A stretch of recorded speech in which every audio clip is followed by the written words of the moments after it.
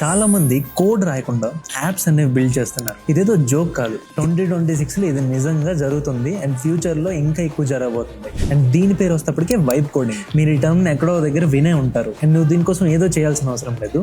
Just cursor open చేయి, దానికి అక్కడ ఇంగ్లీష్ లో చెప్పు build me to do app with dark mode అని చెప్పేసి. అంతే 2 minutes లో నీకు బిల్డ్ చేసి ఇచ్చేస్తుంది. అది కూడా ఫుల్ వర్కింగ్ యాప్. అండ్ ఇండియాలో మంత్లీ యావరేజ్ గా 80,000 ఎర్న్ చేస్తున్నారు జస్ట్ వైబ్ కోడింగ్ చేసి. No DSA interviews, no system design rounds. Just problem identify చేసుకో, ఏఐతో బిల్డ్ చెయ్యు. అండ్ కర్సర్తో పాటు ఈ టూల్స్ కూడా ఎక్స్ప్లోర్ చేయి. క్లౌడ్ కోడ్, బోల్ట్, రెప్లిట్ ఏజెంట్ ఇవన్నీ నువ్వు ఫ్రీగా ట్రై చేయొచ్చు.